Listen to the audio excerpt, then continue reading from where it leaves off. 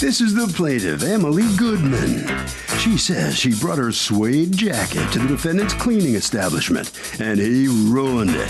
The guy's claiming it was damaged because she bargained him down on his price and told her if she had to pay the $3 more he wanted to charge, this wouldn't have happened. Oh, okay, buddy. Tell it to the judge. She's suing for $250, the cost of her ruined suede jacket.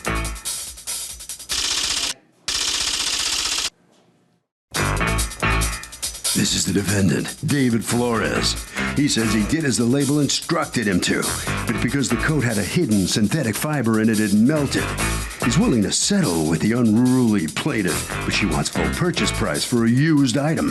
And if you ever watch the People's Court like you should, you know that just isn't gonna happen. He's accused of making a racket over a jacket.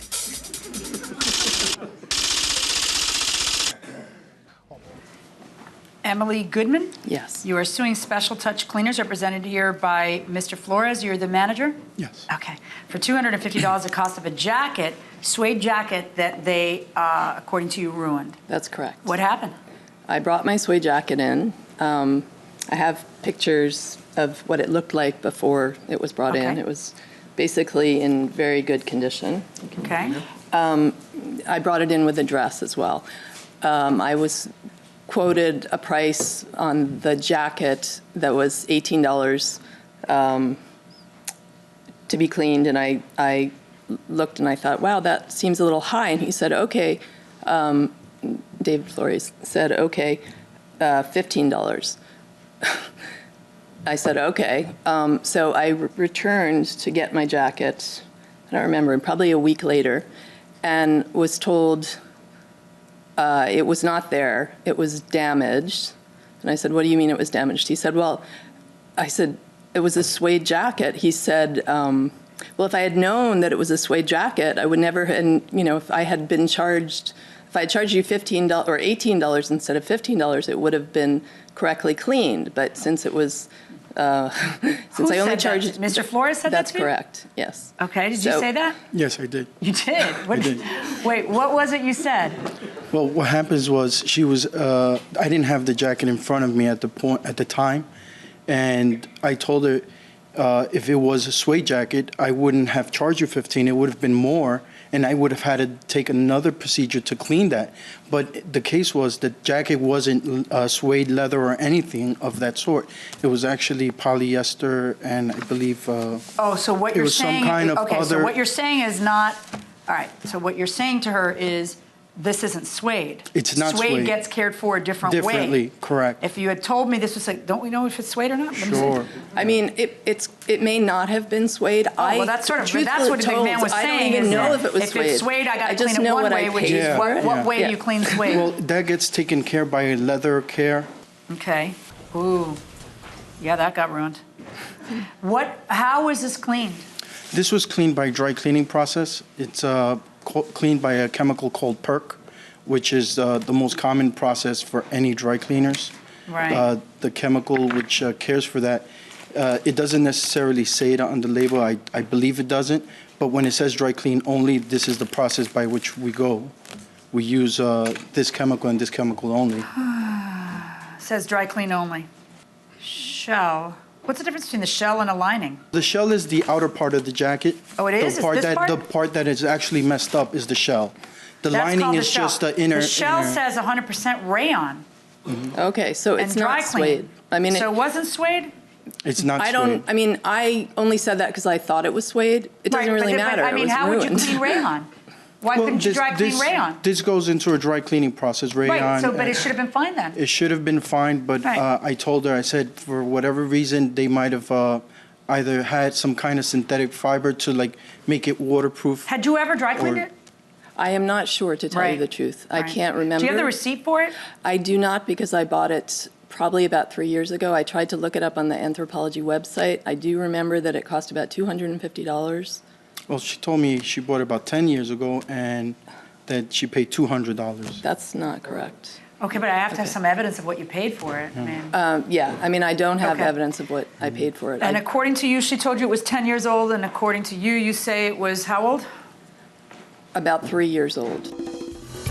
So if you follow the label instructions, is the dry cleaner responsible if the jacket's ruined? Yes, it's his responsibility. What do you think, going in the back? No, that's a manufacturer error. If you tell me to wash it like that, I'm going to wash it like that. And if it gets ruined, it's a manufacturer error. In this case, dry clean, but get your point, going inside the courtroom. I assume you tried to resolve this, right? Absolutely. I mean, you know, as soon as she came in, I told her that it had been damaged in the dry cleaning process. And I told her, look, I said, I was willing to negotiate with you when you wanted it clean. And I knocked off $3 when you were upset that you wanted to pay $18. And this is how I work. I negotiate. I mean, you know, you felt we live in a time where every dollar matters. So I said, I don't want to take you to cleaners. I just want to, you know, basically make a honest living here. I said, you know, right. just now that I damaged your coat, work with me. Well, how much is the coat? She told me $200. I said I could give you 50% of the value for the coat, which is $100. She said, absolutely not. And so I told her, so what can I do for you? How can I make you happy? And she said, you're going to pay me 100% of the value. I said, absolutely not, because you're telling me that it's 10 years old. Wait, let's get something clear because we're mixing things up here. Sure. You're going to pay her 100% of the value. The problem is, what's the value?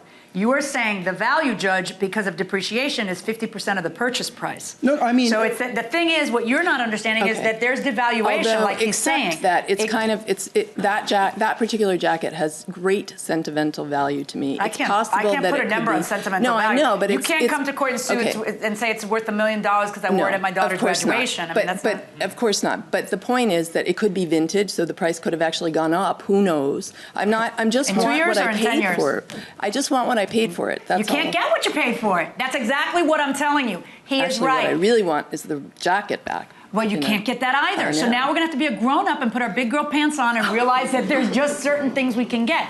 You can't get the jacket back because that's impossible. Okay. Okay. And you can't get what you paid for it because that's not the law.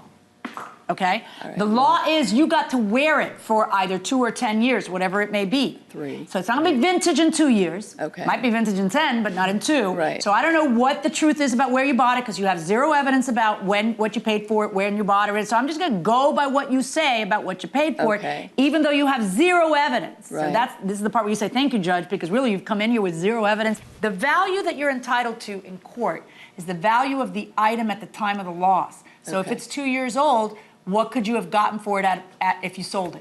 If you put it on eBay, what would you get for it? Well, That's the value. I actually looked at eBay too to try to discern that, and I couldn't figure it out. You do understand what I'm trying to explain, though, yeah. right? Okay. I'm awarding you what I find to be the depreciated value of the coat, trusting you implicitly on what you say you paid for the coat. Thank you. I award you $125. Verdict for the plaintiff.